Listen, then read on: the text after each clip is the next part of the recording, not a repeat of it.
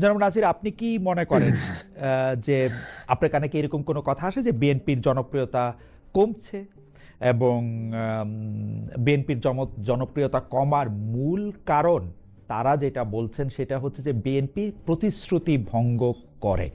BNP বলেছিল যে তারা স্বজনপ্রীতি করবে না, তারা তাদের দলের মধ্যে যেভাবে শাসন করা দরকার তার মধ্যে গুণগত পরিবর্তন আনবে, তার কোনো কিছুই তারা দেখতে পাচ্ছে না। আমি আপনার কাছে জানতে চাই আপনিও এটা মনে করেন কিনা যে বিএনপির জনপ্রিয়তা কমছে? জি, আপনাকে ধন্যবাদ জানাচ্ছি। এটি একটি অংশ বলছে, যারা আমরা দেখতে পাচ্ছি যারা সংসদে বিরোধী দল হিসেবে রয়েছে তাদের একটি অংশ গণমাধ্যমে এই কথা বলছে, এমনকি সংসদও এটি বারবার বলছে। কিন্তু দেশের সার্বিকভাবে যদি আমি মনে করি যে মানুষ সেরকম বলছে বলে আমার কানে এখনো পর্যন্ত এটি আসেনি। তবে আপনি যেটি বলেছেন এটি ধরেন সার্জিস আলম সহ জামাত ইসলামের একটি পক্ষ বা সামাজিক যোগাযোগ মাধ্যমে যদি আমরা বলে থাকি, তারা কিন্তু এটি বলছে, এটি আমি কোনোভাবে অস্বীকার করছি না। না, আমি জনাব সার্জিস আলম বিরোধী দল করেন, তিনি বিরোধিতা সরকারের বিভিন্ন আচরণের কার্যক্রমের বিরোধিতা করবেন, সেটা স্বাভাবিক, সংসদেও তাই চলবে। আমি প্লেইন এন্ড সিম্পল আপনার কাছে প্রশ্ন করতে চাই জনাব নাসির, আপনি কি সংসদের বাইরে বা বিরোধী দলের কারো ছাড়া কারো কাছে আপনি শোনেন নাই যে আপনাদের জনপ্রিয়তা কমছে? না, দেখুন, এখানে সামগ্রিকভাবে সরকারের বয়স এখন 4 মাস চলছে। জি, তো আমি যদি সে অর্থে বলি, ধরেন সরকারের বিভিন্ন কাজ বা বিভিন্ন বিষয় নিয়ে মানুষজনের মধ্যে আলোচনা সমালোচনা থাকবে, বা তৃতীয় বিশ্ব রাষ্ট্র হিসাবে এটি খুবই স্বাভাবিক একটি বিষয়। সেখানে সরকারের দৈনন্দিন যে কাজকর্মগুলো চলছে সেখানে অনেক সময় সমালোচনা হয়, অনেক সময় সাধুবাদ জানাই। কিন্তু সামগ্রিকভাবে যদি আপনি বলে থাকেন বা আপনি যেইভাবে বলছেন যে সরকারের জনপ্রিয়তা নিয়ে, এরকম বিষয় আমার একদম খুব একটা চোখে পড়ে নাই। তবে হ্যাঁ, অনেকজনই বলেছেন সরকারের কয়েকটি বিষয় নিয়ে, বলেছেন এটি না করলেও সব থেকে ভালো হতো, বা এটি এভাবে করলে আরেকটু বেশি ভালো হতো, এরকম কথাবার্তা আমার কানে অনেকবারই এসেছে বলে আমার মনে হচ্ছে। কিন্তু মানে জনপ্রিয়তা কমছে এরকম কোনো কিছু আপনি শুনেন নাই? না, জনপ্রিয়তার মার্জিন তো আসলে এটি সামগ্রিক একটা আরো লম্বা সময়, বা এটা একটা জরিপের বিষয়, এরকম বাস্তবতা যদি আমরা মনে করি। কিন্তু আমি যে এটা বলছি না যে সরকারের সমালোচনা তো হচ্ছে, এটি ধরেন আমাদের কাছের বন্ধু বান্ধব অনেকে বলছেন যে এটা এইভাবে করলে ভালো হতো, বা এই মন্ত্রী এই কথাটি না বললে আরেকটু বেশি ভালো হতো, এরকম কথাবার্তা তো চলেই। কিন্তু জনপ্রিয়তা আপনি যে মার্জিনে বলছেন সেটি আমার কাছে মনে হয় এখনো এই অর্থে, এখনো এই সময়টি আসেনি আসলে মনে করি। জনাব নাসির, আমি কিন্তু কোনো মার্জিনে বলছি না, আমি শুধু জানতে চাইছিলাম যে আপনার কাছে এটি কানে আসছে কিনা। আপনার কথা এটি পরিষ্কার, আপনার কানেও এটি আসছে, কারণ আপনার বন্ধু বান্ধবও বলছেন যে এই মন্ত্রীর কথা, আপনিও কিছু সমালোচনার কথা বললেন। আপনার কাছে কি মনে হয় যে বিএনপি প্রতিশ্রুতি পালনের ক্ষেত্রে কি যা প্রতিশ্রুতি বিএনপি দিয়েছিল, আমি যদি 1 বছরের একটা টাইমলাইনও ধরি, তো সেই ক্ষেত্রে বিএনপি ঠিক জায়গায় আছে? আমরা বিস্তারিত আলাপ নিশ্চয়ই করব। আপনাকে একটু জানতে চাই যে 1 বছর আগে বিএনপি জনগণের কাছে যেসব প্রতিশ্রুতি দিয়েছিল সেসব জায়গায় ঠিক জায়গায় আছে কিনা? না, এখন তো আপনি 1 বছরের মার্জিন বলেছেন, জি, তো যেহেতু বয়স 4 মাস, হুম, আমি ব্যক্তিগতভাবে মনে করি সরকারের ইতিবাচক সদিচ্ছা রয়েছে যে হুম, কাজগুলো করার বিষয়ে। ওকে, যেমন সরকার নির্বাচনের প্রতিশ্রুতিতে যে বিষয়গুলো সবচেয়ে অগ্রাধিকার ভিত্তিতে, ধরুন ফ্যামিলি কার্ড, হুম, ফার্মার্স কার্ড সহ যাবতীয় বিষয়গুলো সরকার কিন্তু চালু করেছে। এটি কিন্তু একদম আক্ষরিক অর্থে স্বল্প মাত্রা নেই, বড় পরিসরে কিন্তু সরকার করে যাচ্ছে। এখন আপনি প্রতিশ্রুতি ধরেন এর বাইরে অনেকগুলো বিষয় রয়েছে যেগুলো সরকার ভবিষ্যতেও করতে পারবে। কিন্তু আমি ব্যক্তিগতভাবে মনে করি যে সরকার তার কাজগুলো বাস্তবায়ন করার জন্য সরকার প্রধান, বিশেষ করে ধরেন গণপ্রজাতন্ত্রী বাংলাদেশ সরকারের মাননীয় ওকে, প্রধানমন্ত্রী, উনি একদম শতভাগ ভাবে, আমি মনে করি উনি কাজগুলো প্রতিশ্রুতি বাস্তবায়নের জন্য মানে উনি সামগ্রিকভাবে এগিয়ে যাচ্ছেন। হয়তো উনি যেভাবে এগিয়ে যাচ্ছেন, হুম, অন্য মন্ত্রীরা হয়তো ঠিকভাবে ওনাকে সমান্তরাল ভাবে এগিয়ে যেতে পারছেন না। এটি হয়তো দুই একটি মন্ত্রণালয় আমি মনে করি সেভাবে হয়তো পারছে না, বা চেষ্টা করছে হয়তো। ওকে। কিন্তু সামগ্রিকভাবে প্রধানমন্ত্রী, সরকার প্রধান শতভাগ ভাবে প্রতিশ্রুতিগুলো বাস্তবায়ন করার জন্য ইতিবাচক ভাবে কাজ করে যাচ্ছেন। নাসির, আমি শুধু আপনাকে একটু স্মরণ করে রাখি যে আমরা আওয়ামী লীগের 15 বছরে আমরা দেখতাম যে অন্য মন্ত্রীরা ঠিক পারতেছে না, প্রধানমন্ত্রী পারতেছে, কিন্তু আমি সবকিছুর জন্য, এটা আমার ওপিনিয়ন, আমি সব কিছুর জন্য প্রধানমন্ত্রীকে দায়ী করি, যিনি চেয়ারে থাকেন তাকে দায়ী করি সব কিছুর জন্য। কোনো মন্ত্রণালয় যদি ফেল করে, কোনো প্রতিশ্রুতি যদি বাস্তবায়িত না হয়, কোনো স্বজন প্রতি যদি ঘটে, সেটা প্রধানমন্ত্রীর দায়। যা কিছু খারাপ সব কিছু তারেক রহমানের দায়। এটা হচ্ছে আমার বিবেচনায় আর কি, আমার ছোট বিবেচনায় একটু। আমরা আবার আপনার সঙ্গে আলোচনায় করতে আসবো, আপনি নিশ্চয়ই এটা নিয়ে বলবেন। আমি জনাব সার্জিস আলমের কাছে জিজ্ঞেস করি। জনাব সার্জিস আলম, এনসিপি বিশাল, মানে আমি এটাকে কি বলবো, যে অনেক মানুষের অনেক ভালোবাসা বলি, আশা বলি, প্রতিশ্রুতি বলি, সেটা নিয়ে 2025 সালের 27 ফেব্রুয়ারি গঠিত হয়েছিল। আমি আপনাকে প্রায় একই ধরনের প্রশ্ন করতে চাই, যে সেইটা হলো, আপনি কি মনে করেন যে এনসিপি যখন প্রতিষ্ঠিত হয়েছিল আজও কি সেই একই পরিমাণ জনপ্রিয়তা ধরে রাখতে পেরেছে, নাকি বেশি কম আছে? জনাব সার্জিস আলম। খুব স্বাভাবিকভাবেই এটা হচ্ছে প্রত্যাশার জায়গায়। যেই মানুষ তার চিন্তার জায়গা থেকে, আদর্শের জায়গা থেকে, ভাবনার জায়গা থেকে এক একজনের প্রত্যাশা এক এক রকম ছিল। কিছু মানুষের জায়গায় হয়তো এই প্রত্যাশার পারদটা কমে আসবে, কিছু মানুষের জায়গায় হয়তো বেড়েছে। কেউ হয়তো ভেবেছিল যে এই এনসিপি রাজনৈতিক দল হিসেবে দাঁড়াতেই পারবে না, আসন জেতা তো অনেক পরের কথা, কিন্তু এনসিপি সেই জায়গায় আবার 6টি আসন নিয়ে সংসদে প্রতিনিধিত্ব করছে। এবং আমরা দেখছি যে প্রথম অধিবেশন শেষে এনসিপির যারা কণ্ঠস্বর ছিল তারাই প্রকৃতপক্ষে জনগণের যে আকাঙ্ক্ষা, সেই কণ্ঠস্বর হিসেবে জনগণের চাওয়া পাওয়াগুলোকে ধারণ করেছে, সেগুলো নিয়ে কথা বলেছে। আবার এমন অনেকগুলো জায়গা ছিল, অনেক মানুষ হয়তো এক্সপেক্ট করেছিল যে এনসিপি এককভাবে নির্বাচন করবে, বিএনপি বা জামায়াত কারোর সাথেই জোট করবে না, সেই জায়গায় বিএনপি জামায়াতের সাথে জোট করেছে। এখন এমন অনেকেই আছে যে হয়তো বিএনপির সাথে জোট হলে খুশি হতো, সে এই জায়গায় খুশি হয়নি। এমন অনেকে আছে যিনি জামায়াতের সাথে জোট করলে খুশি হতেন, তিনি হয়তো খুশি হয়েছেন। এমন অনেকেই আছেন যিনি হয়তো জোট না করলেই খুশি হতেন। তো এখানে আসলে প্রত্যেকের ব্যক্তিগত চাওয়া পাওয়া, আকাঙ্ক্ষাটার উপর ডিপেন্ড করে যে কার এখন কতটুকু আশা, প্রত্যাশা, আকাঙ্ক্ষা আছে এনসিপির সাথে। কিন্তু আমি মনে করছি, বা আমরা মনে করছি, যে ওই মুহূর্তে আমরা এখন পর্যন্ত যে সিদ্ধান্তগুলো নিয়েছি, আমাদের রিসোর্সের সীমাবদ্ধতা আছে। আমাদের একটা রাজনৈতিক দল জাতীয় পর্যায়ে দাঁড়ানোর জন্য, প্রত্যেকটা জেলা, উপজেলা, ইউনিয়ন, ওয়ার্ড পর্যায়ে ফাংশন করার জন্য আমাদের যতগুলো লজিস্টিক সাপোর্ট দরকার, আমাদের সেগুলো ঘাটতি আছে। হয়তো আমরা 100টা আসনে প্রার্থী দিলে তাদেরকে নির্বাচন করানোর জন্য যতটুকু সাপোর্ট দরকার ছিল আমরা সেটুকুও দিতে পারতাম না। তো সামগ্রিকভাবে আমরা খুব স্বাভাবিকভাবে, একটা রাজনৈতিক দল মাত্র 1 বছর বয়স হয়েছে, আমরা চেষ্টা করছি আমাদের যতটুকু সামর্থ্য সেই জায়গায় সীমাবদ্ধতাকে সাথে নিয়ে সর্বোচ্চভাবে কাজ করার। জনাব আলম, আপনি কি মনে করেন, যে আপনি প্রত্যাশার পারদের কথাটা বললেন, সেটার সাথে আমি আপনার সাথে একমত যে এক একজনের এক এক রকম প্রত্যাশা ছিল। আমি জোটের প্রসঙ্গে আসছি না। আপনার কাছে কি মনে হয় যে রাজনৈতিক দল হিসেবে এনসিপি দাঁড়িয়েছে? কেন আমি এই প্রশ্নটি করছি, কারণ আপনি যেটি বললেন সেটি থেকে এইটি পুরোপুরি আমরা একটা জায়গায় যেতে পারি যে এইবার বিএনপির সঙ্গে জোট করার ব্যাপারেও এনসিপির কাছে প্রস্তাব ছিল, জামাতের সঙ্গে জোট করারও এনসিপির কাছে প্রস্তাব ছিল, এবং এনসিপি সম্পর্কে এটা বলা হইতেছিল যে এনসিপি যদি কারোর সঙ্গে জোট না করে তাহলে এনসিপি বিলীন হয়ে যাবে। তো সেই ক্ষেত্রে কি রাজনৈতিক দল হিসাবে এনসিপি দাঁড়াতে পারলো আসলে? না, একটা রাজনৈতিক দল হিসেবে দাঁড়ানোর জন্য এনসিপির বা যে কোনো রাজনৈতিক দলের যতটা সময় প্রয়োজন, এনসিপি এখনো অতটা সময় পার করেনি। একটা রাজনৈতিক দল কখনো 1 বছর 2 বছরের এই সীমার মধ্য দিয়ে যাচাই করা যায় না যে দাঁড়িয়েছে কি দাঁড়ায়নি। হয়তো আমরা 5 বছর 10 বছরের একটা টাইম ফ্রেমে এই যাচাইটা করতে পারবো। কিন্তু এটাও আমি আপনার কাছে নির্দ্বিধায় স্বীকার করতে পারি যে মাত্র 1 বছর অতিক্রম করার পরই একটা রাজনৈতিক দল অনেকগুলো আসনে জিতবে বা 5-10টা আসনে জিতবে, এটা আসলে খুবই কঠিন। কারণ ভোটগুলো হয় আসলে ওয়ার্ড কেন্দ্রিক, এবং ওই ওয়ার্ডে ভোট সেন্টারগুলো থাকে। তো 1 বছরের মধ্যে যে কোনো রাজনৈতিক দল সেটা ওয়ার্ড পর্যন্ত তার সাংগঠনিক কাঠামো তৈরি হবে, এটা আসলে খুবই কঠিন বিষয়। তো সেই জায়গা থেকে আপনি যেটা বললেন, আমি এখানেও এগ্রি করি যে বিএনপি জামায়াত দুই জায়গা থেকে আমাদের ওই সুযোগটুকু ছিল জোট করার। কিন্তু স্বাভাবিকভাবে আমাদের যেই জায়গাটা, আমরা মাঠের আগে আমাদের পালসটা বুঝতে হবে, মানুষের পালসটা কোন দিকে। পাশাপাশি আমাদের জোট যেটা হবে সেটাও একটা সম্মানজনক একটা, সেখানে নেগোসিয়েশন হতে হবে, সিট ভিত্তিক বলেন, কিংবা জোটের যারা আছে আমাদের সাথে তাদের আস্থার জায়গাটাও দেখতে হবে। আমরা যখন যাচাই বাছাই করেছি বিগত সময়ে, অধিকাংশ জায়গায় বিএনপি বা আওয়ামী লীগের যখন এই জোটগুলো হয় তখন সেখানে বিদ্রোহী প্রার্থী দেখা যায়, হয়তো বিদ্রোহী প্রার্থীকে বহিষ্কার করে, কিন্তু অন্য দলের যে প্রার্থী তিনি কিন্তু সেই জায়গায় হেরে যান।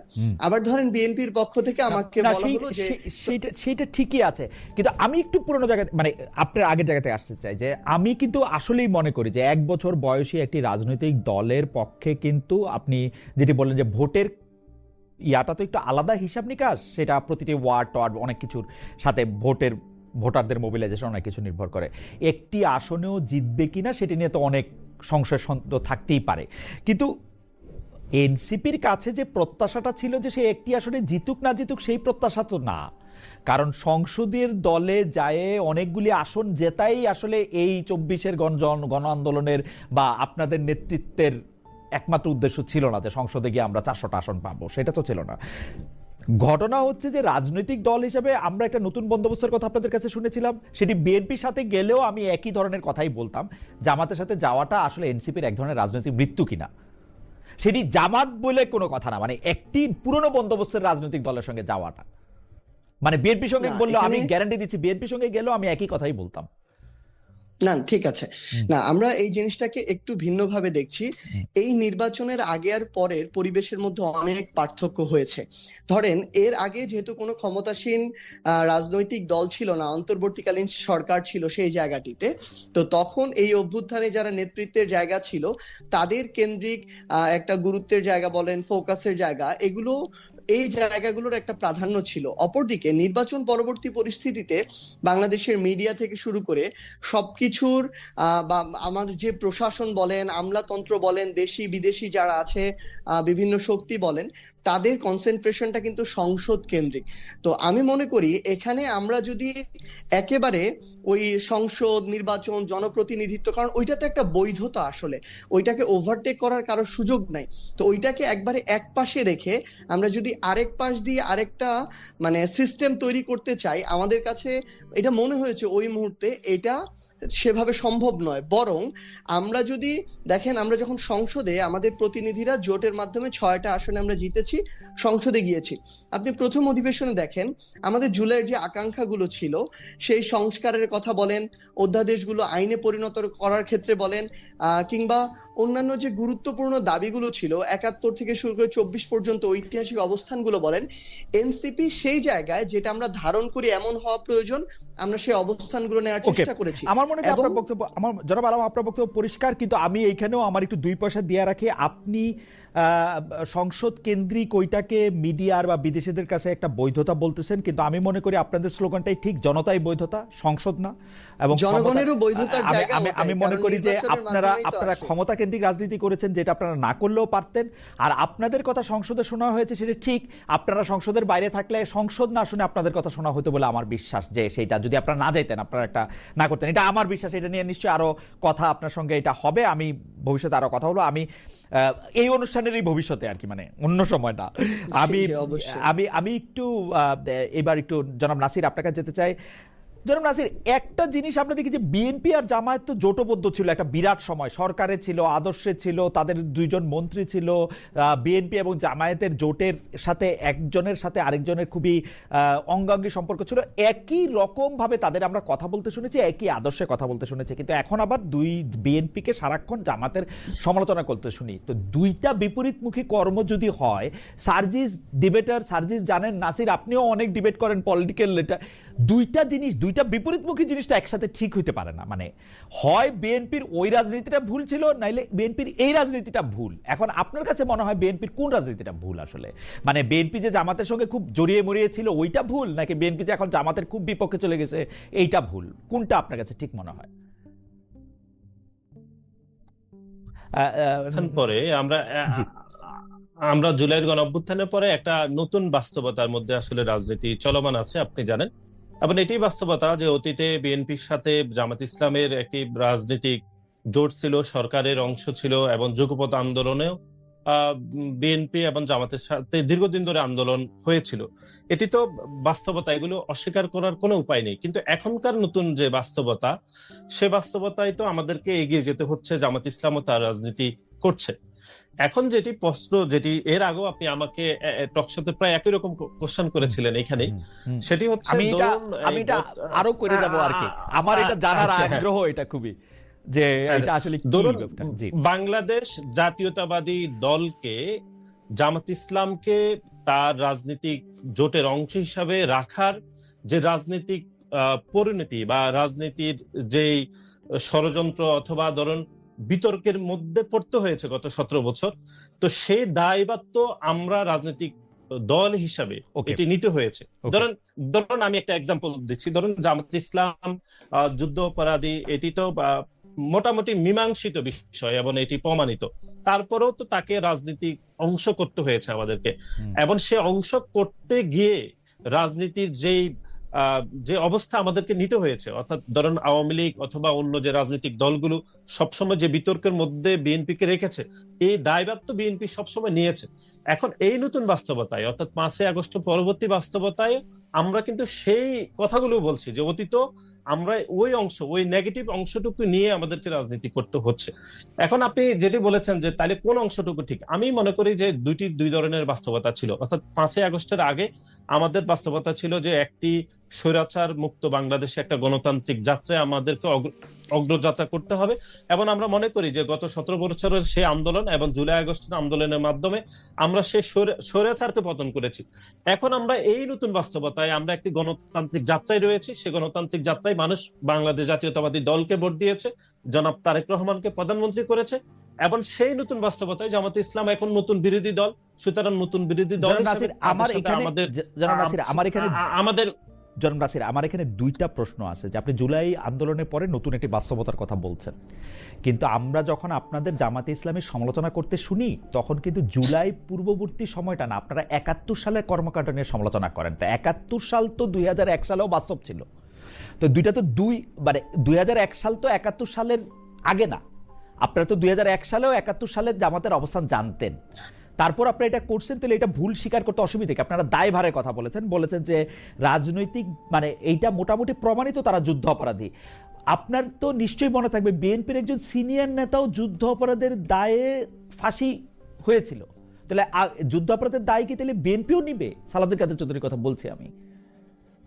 না, এখানে তো দুই রকম। একটি হচ্ছে, হ্যাঁ, জনাব সালাউদ্দিন কাদের চৌধুরীকে যুদ্ধ অপরাধের দায়ে ওনাকে ফাঁসি দেওয়া হয়েছিল। একই সাথে জামাত ইসলামের যারা যুদ্ধ অপরাধী তারা আত্মস্বীকৃতি, না, দুইটা দুই রকম না, দুইটি আপনি জানেন যে জামাত ইসলামে যাদেরকে ফাঁসি দেওয়া হয়েছিল ওনারা আত্মস্বীকৃত যুদ্ধ অপরাধী ছিল, এবং একই সাথে বিএনপির যাকে যুদ্ধ অপরাধের দায়ে অভিযুক্ত করা হয়েছিল তাকে অভিযুক্ত করা হয়েছে। সুতরাং দুটি তো দুই রকম। একটি হচ্ছে ওনারা তো স্বীকার করে নিয়েছিলেন যুদ্ধ অপরাধী, আর জনাব সালাউদ্দিন কাদের চৌধুরীকে অভিযুক্ত করে ওনাকে ফাঁসি দেওয়া হয়েছিল। আমার মনে হয় যে জনাব নাসির, আপনি যদি আবার একটু মানে পেছন দিকে তাকান, যুদ্ধ অপরাধের দায় ওনারা স্বীকার করেন নাই, কখনো বলেন নাই যে আমি এই মানবতা বিরোধী এই অপরাধের মধ্যে অংশগ্রহণ করেছি। ওনারা বলেছেন যে 71 সালে তারা পাকিস্তানের পক্ষ অবলম্বন করেছেন, পাকিস্তানটা থেকে বাংলাদেশ হোক সেইটা তাদের রাজনৈতিক সিদ্ধান্ত ছিল না, কিন্তু তারা যুদ্ধ অপরাধ করেছেন এরকম কথা তারা কখনো স্বীকার করেছেন কি? মানে আমি আমার জানা নাই এটা, আপনি মানে এনলাইটেন মি যদি আপনার এটা জানা থাকে। না, আমি সেটা বলছি না, কিন্তু স্বাধীনতা যুদ্ধে জামাত ইসলামের রাজনৈতিক দল হিসাবে তাদের যে অবস্থান, এবং একই সাথে যাদেরকে জামাত ইসলাম ফাঁসি দিয়েছে তাদের তো একই রাজনৈতিক অবস্থান ছিল, কিন্তু জনাব সালাউদ্দিন কাদের চৌধুরীর তো সে অবস্থান ছিল না, বা তখন বাংলাদেশ জাতীয়তাবাদী দলও প্রতিষ্ঠা হয়নি। আমি ওই ডিফারেন্স আপনাকে বলতে চাই। ঠিক আছে, আমার মনে হয় জি শেষ করেন আপনি, জি প্লিজ। আচ্ছা, এখন যেটি বাস্তবতা সেটি হচ্ছে রাজনৈতিকভাবে তো মূল্য দিতে হয়েছে বাংলাদেশ জাতীয়তাবাদী দলকে, অর্থাৎ জামাত ইসলামকে বাংলাদেশ জাতীয়তাবাদী দলের ওইটি ভুল সিদ্ধান্ত ছিল জামাত ইসলামকে একসাথে নেওয়া। না, ভুল শুদ্ধ তো রাজনীতিতে তো হয়ে থাকে, আমরা আবারও বলছি না, দায় নিতে হয়েছে তো জামাত ইসলামীকে বাংলাদেশ জাতীয়তাবাদী দলের 4 দলীয় জোটের অংশ ছিল, সে দায়িত্ব নিতে হয়েছে, আমাদেরকে বিতর্কের মধ্যে পড়তে হয়েছে। আপনারা কোশ্চেন করেছেন, সেই কোশ্চেনের আনসার তো তখনও দিতে হয়েছে, কিন্তু আমি যেটা বলতে চাচ্ছি সেটা হচ্ছে জামাত ইসলাম তখনও যুদ্ধ অপরাধী ছিল, এখনো যুদ্ধ অপরাধী ছিল, কিন্তু তখনকার বাস্তবতায় একটি পরিস্থিতি ছিল যে আমাদেরকে একটি গণতান্ত্রিক যাত্রায় যেতে হবে, সেখানে বিভিন্ন রাজনৈতিক দলকে নিতে হয়েছে। এখন তো সেই বাস্তবতা নেই, আমি সেটাই বলতে চাচ্ছি। আমি শুধু বলে রাখি, বিভিন্ন রাজনৈতিক দল, বিএনপির প্রধান প্রধান প্রধান রাজনৈতিক মানে বিএনপি 11 দলীয় জোট করতে পারে, 7 দলীয় জোট করতে পারে, 22 দলীয় জোট করতে পারে, কিন্তু প্রধান রাজনৈতিক সঙ্গী ছিল হচ্ছে জামাত ইসলামী। এটি নিশ্চয়ই আপনি জানেন, বা পরে আমরা এটি নিয়ে আরো আলোচনা করবো। আমি একটু জনাব সার্জিস আলম আপনার কাছে যেতে চাই। জনাব সার্জিস আলম, আবারও মানে আপনার কাছেও জামাত নিয়ে প্রশ্ন। এই যে এনসিপি জামায়াতের সঙ্গে জোট না করলে, আপনি কিছুটা বলেছেন জামাতের সঙ্গে জোট না করলে কি হতো সংসদ নির্বাচনের ফল, মানে সিট সংখ্যা কি কমতো নাকি বাড়তো? এক একজন এক এক রকম কথা বলেন। অনেকে বলেন যে আপনারা যে 6টি সিট পেয়েছেন সেটি জামাত আপনাদের সঙ্গে ছিল বলে, বা জামাতের জোটে আপনারা ছিলেন বলে এটি পেয়েছেন। আমি দেখছিলাম যে আপনারা এই যে সামনে স্থানীয় সরকার নির্বাচন আসছে, তাতে যে সমর্থন ঘোষণা করছেন, সেইখানে আপনাদের মনোনীত বা আপনাদের পছন্দের প্রার্থীকেই আপনারা, তার মানে জামাত আপনাদের সঙ্গে নাই, জামাতের মতো প্রার্থীর সমর্থন ঘোষণা করছে, আপনারা আপনাদের মতো করছেন। তো সেই ক্ষেত্রে কি হবে নির্বাচন, আপনারা কিরকম আশা করেন? আপনি আগে সংসদ নির্বাচনটা বলে তারপর যদি স্থানীয় সরকার নির্বাচনে আসেন। জি, জাতীয় সংসদ নির্বাচনে আমার যেটা মনে হয় আসলে যে খুব স্বাভাবিকভাবে জাতীয় সংসদ নির্বাচনের প্রত্যেকটা ওয়ার্ডে যে ভোট সেন্টার গুলো থাকে সেখানে আমাদের পোলিং এজেন্ট দিতে হয়, প্রধান পোলিং এজেন্ট দিতে হয়। যেহেতু পাওয়ার পলিটিক্স এর রাজনীতিটা এখনো বাংলাদেশে বিদ্যমান, সেই জায়গায় অন্তত কেন্দ্রের বাইরে আপনার 100 জন 200 জন মানুষ থাকে, যে মানুষেরা আসলে থাকতে হয়, যারা ভোটারদেরকে গাইড করেন বা স্লিপ দেয়া হোক, কেন্দ্র দেখানো হোক, স্বেচ্ছাসেবক হিসেবে থাকেন। সো আমাদের আসলে এই 1 বছর সময়ের মধ্যে প্রত্যেকটা যে আসনগুলোতে আমরা নির্বাচন করেছি, ওই প্রত্যেকটা সেন্টার কেন্দ্রিক অতদূর পর্যন্ত সাংগঠনিক ভিত্তিটা তৈরি হয় না। আমাদের কয়েকটা আসনে 5 থেকে 10টা আসনে আমরা এই কাজটা মোটামুটি শেষ পর্যায় পর্যন্ত যেতে পেরেছিলাম। কিন্তু আমার কাছে যেটা মনে হয়েছে, ফাইনালি ভোটের যেটা এখন শেষ করেছি, ভোটের আগেও দেখলাম, ভোটের সময় দেখলাম, পরেও দেখলাম, হয়তো এমন হতে পারতো এককভাবে নির্বাচন করলে 1টা 2টা আসন জিতলাম, অথবা এমন হতে পারতো যে জিতলাম না, এটারও সম্ভাবনা ছিল। সো এটা 0 থেকে 5 পর্যন্ত হতে পারতো আর কি। তো সেই জায়গা থেকে এটা কনফার্মেশন ছিল না যে জামাতের সাথে নির্বাচন আমরা না করলে 3টে 0 থেকে 5 জিতবই। রাইট, ওকে। হ্যাঁ, তো অপরদিকে হচ্ছে ধরেন এটা বিএনপির সাথে যে জায়গাটাতে আসলে ছিল সমস্যাটা, আমি এটা জাস্ট একটু উল্লেখ করি। প্রথমত হচ্ছে একটা সম্মানজনক শেয়ারিং হতে হবে, আসন শেয়ারিং এর জায়গাটা। তো সেখানে যদি এমন হয়, ধরেন এনসিপির 8 থেকে 10 জনকে ন্যাশনালি সবাই চিনে, বিএনপি শুধু তাদেরকেই আসন দিতে চান, তাহলে আমরা তো শুধুমাত্র ওই কয়েকটা ব্যক্তি কেন্দ্রিক রাজনীতিটা করলে আমাদের আগামীর জন্য, কিংবা আমাদের সাথে যারা সেকেন্ড লেয়ার থার্ড লেয়ারে আরো যারা রাজনীতি করেন জাতীয়ভাবে, তাদেরকে যদি আমরা এই সুযোগটা না দিতে পারি, স্থানীয়ভাবে আমার একটা জেলাতে যিনি জেলার সভাপতি হিসেবে ওই জেলাটা গুছিয়ে একটু জানার জন্য সার্জিস, একটু জানার জন্য, জামায়াত আপনাদেরকে 30টা আসনে মানে সমঝোতা হয়েছিল জামাতের সঙ্গে, বা আপনারা একইভাবে, বিএনপি আপনাদের কতটা দিতে চেয়েছিল? না, এটা আসলে কি, মানে আমরা যখন এই কথাগুলো, প্রথমত আমি যদি বলি, বিএনপি একটা ডেমোক্রেটিক পার্টি, মধ্যম পন্থার রাজনীতি করার চেষ্টা করে, আমরাও একটা ডেমোক্রেটিক পার্টি, মধ্যম পন্থার রাজনীতি করার চেষ্টা করি। সো এমন না যে বিএনপির ডোরটা আমাদের অফ ছিল, বরং বিএনপির সাথেও সমান তালে আলোচনা হচ্ছিল। কিন্তু যখন এই সিটের আলোচনাটা হয় 8টা থেকে 10টার মধ্যে, তখন আমরা মনে করেছি এটা দীর্ঘমেয়াদী রাজনীতির জন্য এনসিপি একটা ক্ষতির মুখে পড়বে। আরেকটা গুরুত্বপূর্ণ বিষয় ছিল যে মাঠ পর্যায়ের যে সেন্টিমেন্টটা, ওই সেন্টিমেন্টটা নির্বাচনের বেশ আগে থেকে বিএনপির মাঠ পর্যায়ের কিছু নেতা কর্মীর বিভিন্ন ধরনের অপকর্ম বলি, চাঁদাবাজি বলি, দখলদারিত্ব, ক্ষমতার অপব্যবহার, মামলা বাণিজ্য, এগুলোর কারণে একটা অ্যান্টি বিএনপি সেন্টিমেন্টের জায়গাটা তৈরি হয়েছিল। আরেকটা বিষয় ছিল যেটা আমরা চিন্তা করছিলাম, যে আপনি দেখবেন বিএনপি যে কয়েকটা আসন ছেড়েছে তাদের জোট সঙ্গীদেরকে, সেখানেও অধিকাংশ জায়গায় বিদ্রোহী প্রার্থী আছে, এবং বিএনপির যে আসনগুলো ছিল সেখানেও বিএনপির বিদ্রোহী প্রার্থী আছে, এবং তাদেরকে বহিষ্কার করে সরাসরি বিএনপির চেয়ারপারসন জনাব তারেক রহমান বলার পরও তাদেরকে বসাতে পারেন নাই। তাহলে আমাদের মতো একটা নতুন রাজনৈতিক দলের জামায়াতের ক্ষেত্রে আমি জনাব সারোয়ার তুষারের আসনটার কথা মনে করতে পারি, নরসিংদীতে, দুইটা আসনে আমাদের, যে আবার এদিকে রাজবাড়িতে সম্ভবত কবির আসনেও আমাদের 30টা আসনের মধ্যে 2টা আসনে এরকম হয়েছে।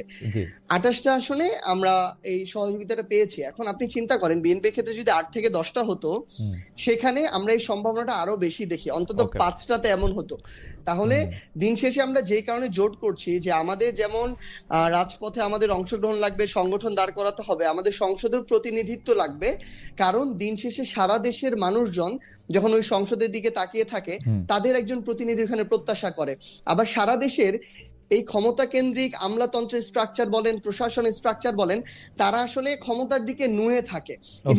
এখন আপনি দেখবেন যে আমার একজন এমপি হয়েছে বিরোধী দলের, তারপরও তিনি ওই আসনের এমপি হওয়ার পরও ইউএনও, ওসি কিংবা ডিসি তার কথা খুব একটা শুনতে চান না, কারণ সেখানে সরকার হচ্ছে বিএনপির। তাহলে বিএনপির সভাপতি কে আছে ওই ইউনিটে, তার কথা শুনে ওই দিকে বেশি ঝুঁকে যায়। আমি শুনেছি যে ইউনূস, ডক্টর মোহাম্মদ ইউনূস যখন ক্ষমতায় ছিলেন তখন আপনাদের কথা ইউএনও সাহেবরা বেশি বেশি শুনতেন, তাই না? মানে আপনাদের অনেক প্রভাব ছিল, ব্যাপারটা কি এরকম? ঠিক আছে, আমি একটু বলি ভাই, না এরকম না। ব্যাপারটা হচ্ছে দিন শেষে প্রশাসন বলি, আইন শৃঙ্খলা রক্ষাকারী বাহিনী বলি, তারা ক্ষমতার দিকে ঝুঁকে থাকে।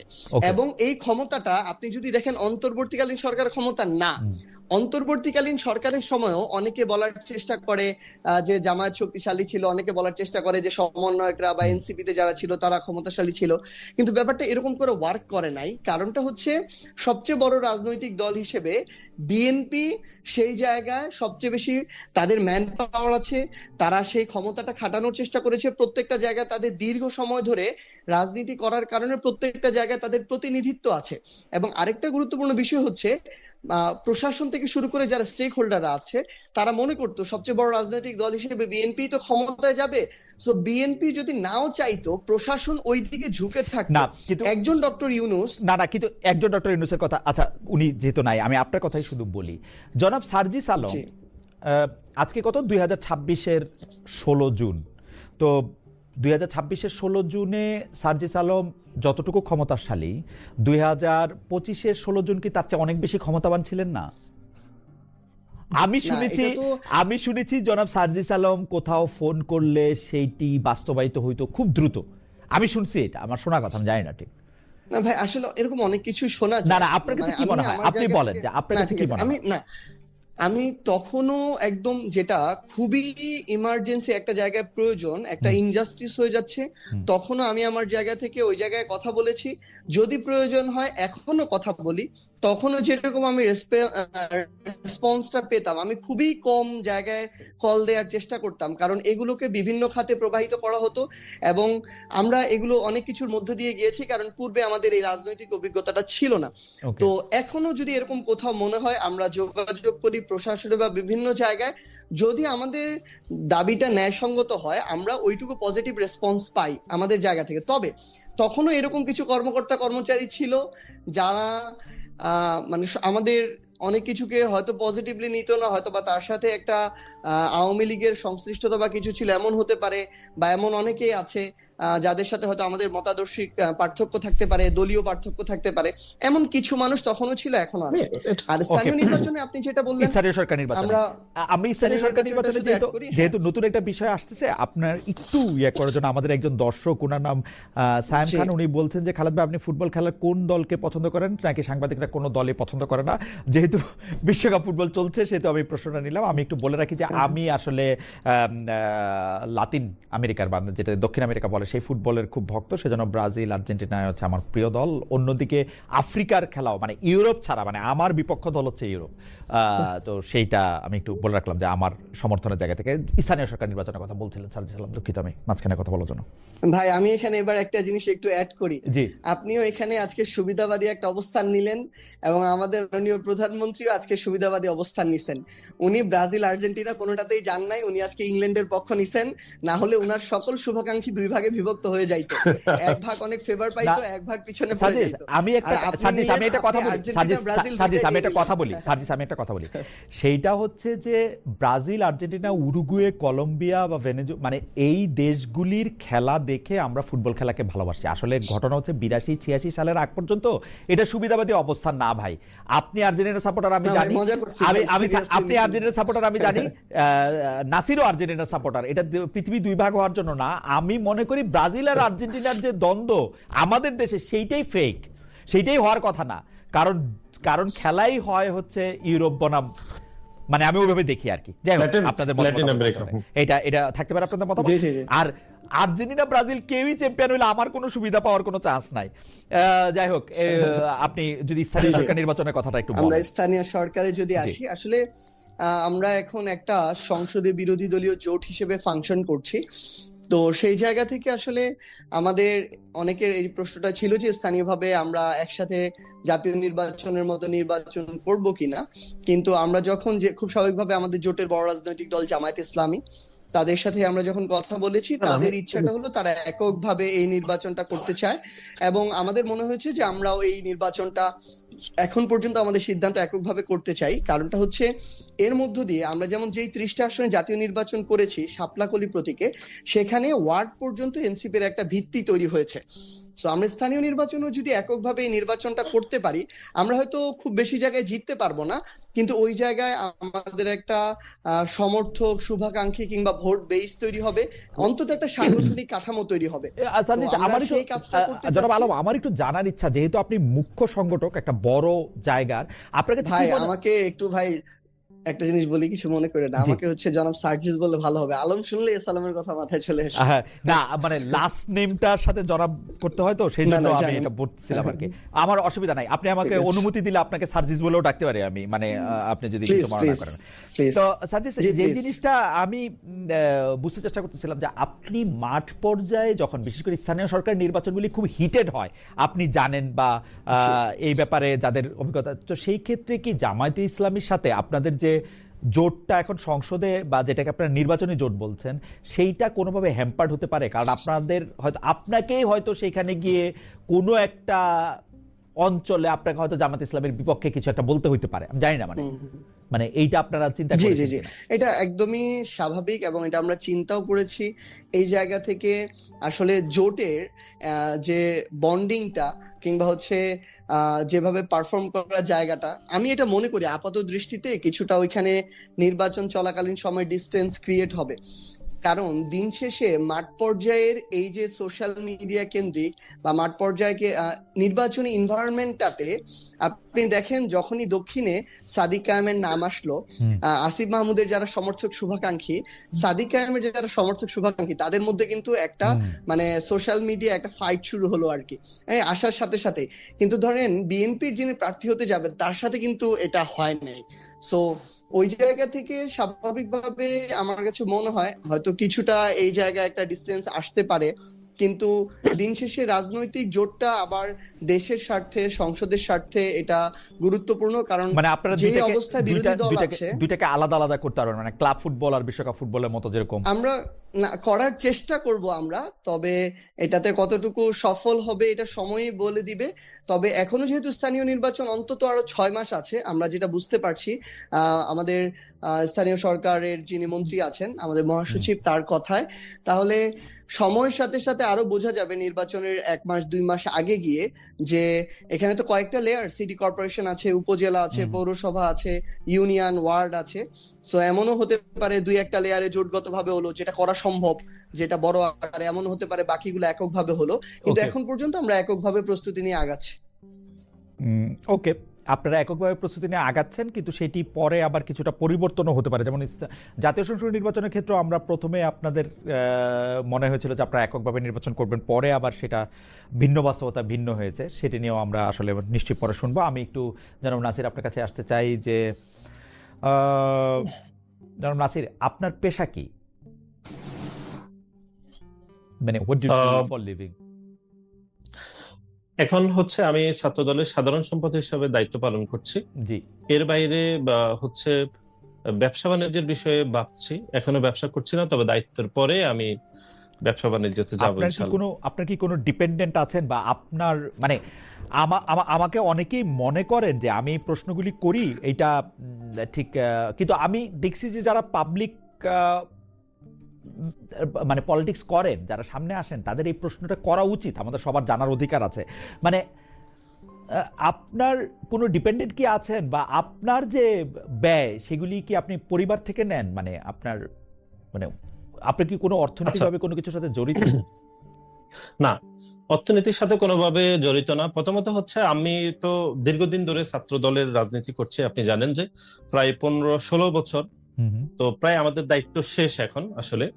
তো ধরেন শুরুর দিকে হচ্ছে একদম বিশ্ববিদ্যালয়ের প্রথম দিকে যখন আমরা রাজনীতি করতাম, তখন রাজনীতি, টিউশনি এগুলো করতাম। পরিবারের একটি অংশ, যেমন আমার রাজনীতির একটি অংশ আমার পরিবার, আমার চাচা উনি দিয়ে থাকতেন। এরপরে যখন একটু বড় হয়েছি, সংগঠনের দায়িত্ব পেয়েছি, তখন ধীরে ধীরে যারা সংগঠনের পূর্বে দায়িত্ব পালন করেছেন তাদের একটি অংশ আমাদেরকে সহযোগিতা করেছেন। এখনো বেশিরভাগ অংশ আসলে আমাদের এইভাবে চলে আসছে, পরিবারের একটি অংশ, এবং সংগঠনের যারা পূর্বে দায়িত্ব পালন করেছে তাদের থেকে ব্যক্তিগতভাবে নিয়ে আমাদের মানে ব্যক্তিগত ব্যয়টা এইভাবে নির্বাহ করা হচ্ছে। ওকে, মে আই আস্ক যে আপনি কি এখনো ছাত্র, মানে আপনি মানে পড়াশোনার সঙ্গে আছেন কিনা? আচ্ছা, এটি আমি একদম পরিষ্কার করছি। এর আগেও আপনি এই হ্যাঁ, আপনার কোশ্চেনটি কাছে প্রশ্ন কমন করে যাচ্ছে, আগেও একই না প্রশ্ন। কমন করে না, না না, এর আগেও অনেক জি সংগঠনের জি শীর্ষ নেতাদেরকে এটি করেছেন।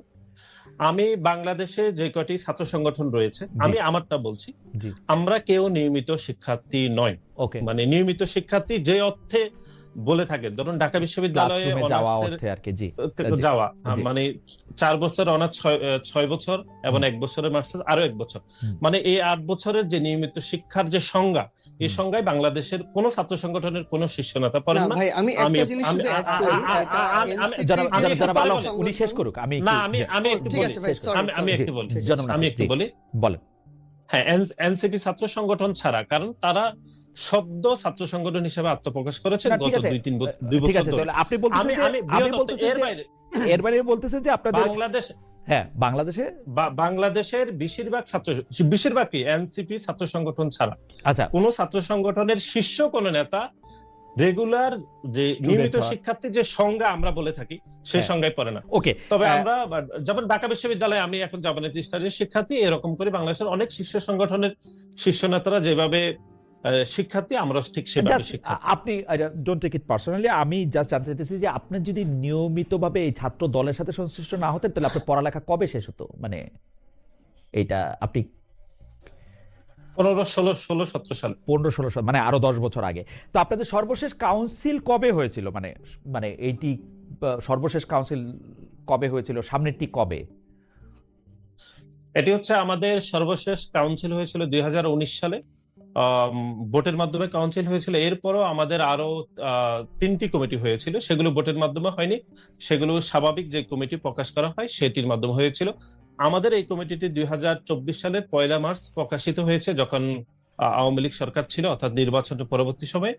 এখন 2 বছর 3 মাস চলমান আছে, আমাদের মেয়াদ শেষ, যে কোনো সময় আমাদের নতুন কমিটি হবে, তারপরে নতুনরা দায়িত্ব পালন করবে।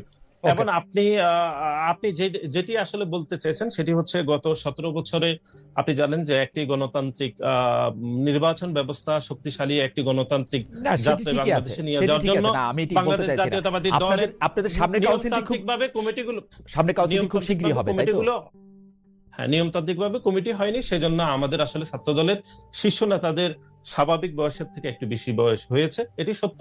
তবে এখন যেহেতু একটি স্বাভাবিক সময়, ইনশাল্লাহ এই বয়সটি কমে আসবে এবং মোটামুটি নিয়মিত শিক্ষার্থীরাই সংগঠনে হয়তো দায়িত্ব নেবে ইনশাল্লাহ। আপনাকে অনেক ধন্যবাদ। জনাব সার্জিস আলম, আপনি কিছু একটা বলতে চাইছিলেন, আপনি কি সংক্ষেপে একটু বলবেন যে মানে আপনি কি বলতে চাইছিলেন? তাহলে আমি আপনার প্রশ্নটি না, এটা নাসির ভাই বলে দিয়েছে অলরেডি। আমাদের এনসিপি আপনাদের ছাত্র ছাত্র সংগঠন, সংগঠনের কথা। জাতীয় ছাত্র শক্তির জি জি কেন্দ্রীয় কমিটির যারা 2 জন রয়েছেন, দায়িত্ব পালন করছেন সভাপতি, সাধারণ সম্পাদক হিসেবে, তারা দুজনই ঢাকা বিশ্ববিদ্যালয়ের মাস্টার্স এর রানিং স্টুডেন্ট। ওকে, জনাব সার্জিস আলম, আমি জনাব সার্জিস আমাকে আলম, শোনাতে চাই, আমি একটু অ্যাড করতে চাই শুধু এই কথার বাইরে। জি বলেন। মানে খুব জরুরি কি আপনার কানেকশনটা, আপনার ভিডিওটা চলে গেছে, আপনি ভিডিওটা আসা পর্যন্ত অপেক্ষা করবেন, ততক্ষণ আমি জনাব সার্জিস আলমের সাথে একটু কথা বলি। তো জনাব সার্জিস আলম, আপনি কি করেন, মানে যদি আমি পেশাগতভাবে জানতে চাই যে মানে আপনি আচ্ছা, জীবিকার জন্য আপনি কি না করেন?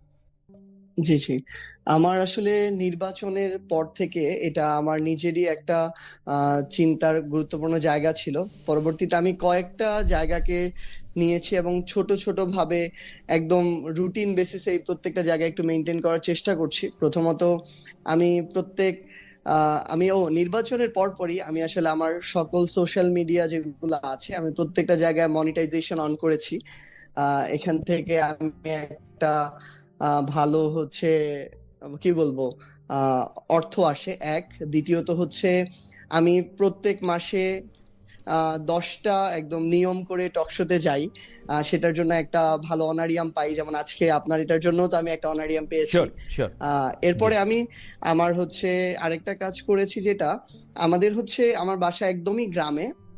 তো আমাদের একটু জমি জায়গা আছে, তো সেই জায়গাটাতে আমি, আমার আব্বু, আমার চাচ্চু মিলে আমরা হচ্ছে একটা এগ্রো ফার্ম করতেছি। তো ওইটা থেকে এখনো প্রতি মাসে হচ্ছে আমাদের অলরেডি ছোট পরিসরে আসতেছে, বাট আসতেছে আমাদের একটু আর কি রেভিনিউ। তো এরকম করে ছোট ছোট একটু মানে ইনকাম সোর্স ক্রিয়েট করার চেষ্টা করতেছি, এবং এটাকে আরেকটু বাড়ানোর চেষ্টা করতেছি, যেন নিজেও একটা সচ্ছল এবং ট্রান্সপারেন্ট একটা উপার্জনের মধ্য দিয়ে যেতে পারি। ফ্যামিলিকেও সাপোর্ট দেওয়াটা জরুরি এখন, কারণ আসলে এতদিন হয়তো আমি কোনো একটা যদি চাকরির পড়াশোনায় থাকতাম, হয়তো গভর্নমেন্ট কোনো একটা ভালো জবে থাকতাম, ফ্যামিলিকে সাপোর্ট দেওয়া যেত। কিন্তু মাঝখান দিয়ে যেটা হয়েছিল যে এত কেন্দ্রিক, এত ব্যস্ততার মাঝে আমার যে ফ্যামিলির প্রতি একটা রেসপন্সিবিলিটি আছে, ওইটা মাথায় নেওয়ার সুযোগ হয় নাই। সামগ্রিকভাবে চেষ্টাটা করছি। আর আরেকটা জিনিস, আমি যদি মাঝখানে একটু আপনাকে থামাতে, আপনি বলতেছেন যে সোশ্যাল মিডিয়া থেকে আপনি এগুলি মনিটাইজ করতেছেন, যে আপনার যে সোশ্যাল মিডিয়া প্ল্যাটফর্মগুলি যেগুলো আছে, টুইটারের হ্যান্ডেল থেকে শুরু করে ইনস্টাগ্রাম, তারপর হচ্ছে যে মানে যেগুলি প্রত্যেকটাই আপনি আসলে ফেসবুক, ইউটিউব প্রত্যেকটাই আপনি মনিটাইজেশন করতেছেন। টকশো থেকেও টাকা আর কথা আপনি চিন্তা করছেন বা পেয়েছেন আপনি বলছেন। তো আপনি এগ্রো ফার্ম থেকেও কিছু টাকা আপনি পাবেন এরকম আপনি আশা করছেন। তো আপনি কি আপনার কেরিয়ার হিসাবে, যেটাকে আমরা কেরিয়ার বলি, বা মানে কিভাবে আয় করবেন, কিভাবে কি করবেন, সেটা কি কোনো কিছু ঠিক করেছেন যে আপনি চাকরি করবেন কিনা? যেটা আপনি বলছিলেন যে আপনি কি কোনো চাকরি চাচ্ছেন, চাকরি করবেন, বা আপনার কোনো চাকরি? আমি আসলে নির্বাচনের পরে আরেকটা কাজ শুরু করেছি। এটা আসলে আমি এমনি বলতে চাই নাই, কিন্তু হচ্ছে আমি, যেহেতু আপনি বললেন, আমি আইন পড়াশোনা শুরু করেছি। আমার কাছে মনে হয় যে ওই জায়গাটাতে আমি ভালো করতে পারবো আইন পেশায়, এবং ওইটা আমি মনে করি উপার্জনেরও যেমন একটা ভালো জায়গা, আমার মনে হয় যে ভালো আমার সিদ্ধান্ত হয়েছে, রাজনীতিতেও কাজে লাগবে। হ্যাঁ ভালো সিদ্ধান্ত হয়েছে সেইটি। আচ্ছা, এমনিতে আপনারা দল থেকে কোনো টাকা নেন না, না? যেমন মনে করেন যে দলের জন্য যেহেতু আপনারা এতটা সময় দিচ্ছেন, এত জায়গায় সফর করতেছেন, দল থেকে আপনারা কোনো টাকা নেন না? না না, এরকম না। আসলে আসলে সত্যি কথা বলতে কি, এখন এনসিপির এই স্টার্টিং টাইমটাতে এমন একটা টাইম, ধরেন আমি উত্তরাঞ্চলের মুখ্য সংগঠক, আমি ধরেন 4টা জেলা সফর করলাম, আমার একটা গাড়ি যদি আমি ভাড়া নিয়েও যাই, এবং ওইটাতে তেল খরচ থেকে শুরু করে ঘুরে আসতে ধরেন আমার 30,000 টাকা খরচ হলো, দেখা গেল যে ওইখানে আমারই 5-10 হাজার টাকা অ্যাড করতে হয় আমার জায়গা থেকে। মানে এইরকম করে যে যার জায়গা থেকে বরং অ্যাড করার মধ্য দিয়ে এখন যাচ্ছে। কোনো ব্যক্তিকে পার্টি দিবে ওইটুকু ফান্ড এনসিপির তো নাই, বরং এখানে আসলে আমরা ইভেন বড় কোনো প্রোগ্রাম যখনই করা হয় তখনই আমাদের খুব একটা টানাপোড়েনের মধ্যে দিয়ে যেতে হয় আর কি। আচ্ছা, আমি জানি না, মানে ওই প্রশ্নটা কে করি, যে আপনি খুব আলোচিত হয়েছিলেন যে আপনি 150 গাড়ি নিয়ে একটি শোডাউন করেছিলেন, এবং সেই ক্ষেত্রে কি এই টাকাগুলি কি অন্য মানুষ দিয়েছে, মানে অন্য মানুষ দিয়েছিল, আপনার পকেট থেকে দিতে হয়েছিল? মানে আপনি তো তারপর আপনি ইলেকশন করেছেন, তাহলে আপনার তো অনেকগুলি টাকা আসলে ব্যয় হয়েছে। মানে এইটা দিয়ে কি আপনি লোনের মধ্যে আছেন? কারণ আপনাকে অনেক ধরনের শোডাউন শো অফ করতে হয়েছে সেই সময়, আপনি যেহেতু, তো সেটার মধ্যে কি আপনি লোনে আছেন, জমি বিক্রি করেছেন, কি মানে কি করেছেন আসলে? মানে এটা আসলে ভাই, আমি যখন হচ্ছে তখন বাসায় যাই, এটা আমার কাছে এখন মনে হয় আর কি, আমি যদি এই অভিজ্ঞতাগুলোর মধ্যে দিয়ে আগে যেতাম, তাহলে হয়তো আমার প্রসেস ওটা হতো না, অন্য একটা হতো। কিন্তু ওইখানে আমাদের ওই দিন আসলে একটা ইফতার পার্টি ছিল, এবং আমার পার্টি তৈরি হওয়ার পরে, অভ্যুত্থানের পরে আমি প্রথম তখন বাড়িতে গিয়েছিলাম, আমার গ্রামের বাড়িতে। তো পুরো রংপুর বিভাগের যারা এনসিপি শুভাকাঙ্ক্ষী ছিল, বৈষম্য বিরোধী ছাত্র আন্দোলনের ছিল, আমার 5 উপজেলার, এমনকি সবাই তো এটা ভেবে নিয়েছিল পার্টি হয়েছে আমি নির্বাচন করব। সো আমার আসনের অনেক শুভাকাঙ্ক্ষী মিলে প্রায় 100টার মতো গাড়ি ছিল, যেগুলোকে মিডিয়া বিভিন্ন ভাবে বাড়িয়েছে। যাই হোক, তো নর্মালি হচ্ছে ওইখানে 100টা গাড়ির মধ্যে আমার ভাড়া দিতে হয়েছিল 20টা গাড়ির মতো, যেগুলো হচ্ছে আমরা ঠিক করেছিলাম। বাকিগুলো বন্ধু বান্ধব, আত্মীয় স্বজন, তারপরে বিভিন্ন রাজনৈতিক শুভাকাঙ্ক্ষী বা যারা আমাদের এনসিপি নেতাকর্মী আছে তারা তাদের মতো করে ম্যানেজ করে নিয়ে এসেছিল। প্রত্যেকটা মাইক্রো মানে ওটাতে একটা জেলার আমার পঞ্চগড় জেলার এক প্রান্তে এসেছিল, আমার উপজেলা পর্যন্ত গিয়েছিলাম, তো একটা মাইক্রো ভাড়া ছিল 5,000 করে। তো এটা আমি আমার ফেসবুক পোস্টে বলেছিলাম, আমার মাইক্রো ভাড়া দিতে হয়েছিল 1 লাখের মতো, আর ইফতারটাতে আমাদের খরচ হয়েছিল প্রায় 1 লাখের মতো। ওকে, গ্রামের ইফতার যেরকম। না এইটা আপনি বলছিলেন, এইটা আপনি বলছিলেন যে আপনি একটু যদি দ্রুত শেষ করেন, কারণ হ্যাঁ আমি শেষ করি। তো ওইটা আসলে ছিল টোটালি ওই খরচটা পারিবারিক ভাবে। আর আপনি নির্বাচনের যেটা বললেন, নির্বাচনে আসলে সত্যি কথা বলতে আমার নির্বাচন হলো 12 ফেব্রুয়ারি। 1 থেকে 4 ফেব্রুয়ারি আমি আমার ইউনিয়ন এবং ওয়ার্ডের যারা নেতাকর্মী ছিল তাদের একটা ওই চা খরচ হয়, তারা ওই নাসির ভাই বলতে পারবো, আপনিও দেখেছেন যে তারা একটা ওই ছোট করে প্রত্যেক ইউনিয়নে একটা অফিস বানায়, কাপড় দিয়ে ওইখানে চা খায়, ওই চায়ের বিল হয়। তো আমি এটা দিতে পারি নাই দেখে আমার প্রচারণায় আমি ওই টাইমে বিশাল একটা ঘাটতির মধ্যে দিয়ে গিয়েছিলাম, মানে প্রচারণাটা পিছায় গেছিল। তো পরবর্তীতে আমি কিছু পারিবারিকভাবে ম্যানেজ করি, কিছু শুভাকাঙ্ক্ষীকে আমি মেসেজ দেই যে আমার তো 5 বছর একটা নির্বাচন, আমাকে এখানে একটু হেল্প করলে ভালো হতো, এরকমের মধ্য দিয়ে গিয়েছি। এবং আমার কাছে মনে হয় আমার অপোজিশনের প্রার্থী যত খরচ করেছে আমি তার 5 ভাগের 1 ভাগও করতে পারি নাই। এবং তারপরেও সর্বশেষ 2 দিনে একটা বড় খরচ হয় নির্বাচনে, ওইটার জন্য আমার বেশ ভালো একটা ঋণ করতে হয়েছে, যেটা আমার শোধ করতে অন্তত 2 বছর লাগবে। ওকে, আমি শুধু মানে ওই লেজের প্রশ্নটা করি আর কি, যেসব শুভাকাঙ্ক্ষীরা আপনাকে 80টার মতো গাড়ি জোগাড় করে দিয়েছিলেন একদম হঠাৎ করে, সেই শুভাকাঙ্ক্ষীরা কি এখনো আসেন? মানে আমি আপনাকে বলি যে ওই সময় তো আসলে এনসিপি হয় নাই, যারা আপনাকে গাড়ি দিয়ে হয়েছিল ভাই, এনসিপি হওয়ার পরে গিয়েছিল। এনসিপি হওয়ার পরের ঘটনা এটা, তাই না? মানে 27 ফেব্রুয়ারি 2025-এর পরের ঘটনা এটা। জি জি জি, এটা আমি এপ্রিলে গিয়েছিলাম। Sorry my bad. তো ওরা কি এখনো আপনার শুভাকাঙ্ক্ষী আছেন? মানে তারা কি, মানে আপনি ভাই আমি জাস্ট আপনাকে একটা एग्जांपल দেই। কেন আমি এই কথা বললাম, আমি আপনাকে শেয়ার করি, ঠিক আছে ভাই, আমি আপনাকে শেয়ার করি। আমি জনাব হাসনাত আব্দুল্লাহ বর্তমান এমপি, তাকে বলতে চেয়েছিলাম যে আপনি তো এখন এত গাড়ি চড়েন, তো উনি আমাকে জানতে চেয়েছিলেন যে আপনি জার্মানিতে এখানে কি গাড়ি চড়েন, জার্মানিতে কি গাড়ি চড়েন, এবং উনি আমাকে বলেছিলেন যে 1000 খালেদ মহিউদ্দিন আছে বা হাজার বা শয়ে খালেদ মহিউদ্দিন আছে যারা গাড়ি দিবে। তো সেই ক্ষেত্রে আমি আপনাকে জানতে চাই যে এই যে 80টি গাড়ি যে আপনার, তারা কি এখনো আপনার সেরকমই শুভাকাঙ্ক্ষী কিনা? আপনি চাইলে ভাই এর চেয়েও মানে বেড়েছে এটা। যদি আমি বলি আপনাকে, আমার 80টা গাড়িতে মানুষ আসতে পারে 10 জন করে, মাইক্রোগুলাতে 800 জন। আমি পঞ্চগড় আমার শুধু এক আসনে ভোট পেয়েছি 1,68,000। আমি আপনাকে বলেছি যে শুধু আমার আসন না, আমার জেলা না, পুরো রংপুরের যারা এনসিপির ওই মুহূর্তে করতে আগ্রহী ছিল, বৈষম্য বিরোধী ছাত্র আন্দোলনের ছিল, আত্মীয় স্বজন, বন্ধু বান্ধব, মানে হয়তো আমি আমার জায়গা থেকে এটা এখন ফিল করতে পারি না, কিন্তু আপনিও আপনার জায়গা থেকে হয়তো এই জিনিসটাকে ফিল করতে পারবেন না, কিন্তু তাদের যে একটা ক্রেজিনেস ছিল, যে একটা অভ্যুত্থান হয়েছে, সেখানে সামনের সাইডে তাদের একজন বন্ধু আছে, তাদের একজন আত্মীয় আছে। তো আমি মনে করি যে 1,68,000 হয়েছে 800 থেকে, এই সংখ্যাটা এখন আরো অনেক বেশি। যারা গাড়িতে চড়ে এসেছে তারাই তো শুধু আপনার ভোটার নন, অনেকেই থাকতে পারেন মাঠে ময়দানে, অনেকেই জড়ো হয়েছিলেন শুধু যারা গাড়িতে। ওই হিসাবটার তুলনায় একটু ওই হিসাবটার তুলনায় একটু স্ট্যাটিস্টিক্যাল জার্গন হলো, কারণ হচ্ছে যে না যাবে ভাই, কারণ 1,68,000 আর যদি 800 কম্পেয়ার করি, হয়তো 180 ভাগের 1 ভাগ এসেছে। আপনার আপনি মানে যেই উপসংহারে আসতে চাইছিলাম যে আপনার শুভাকাঙ্ক্ষীরা বা আপনাকে যারা সমর্থন করছে তাদের সংখ্যা আসলে ওই সময়টার চেয়ে এখন একটু বেশিই হবে, কম হবে না, বেশি আছে ইনশাআল্লাহ। ওকে।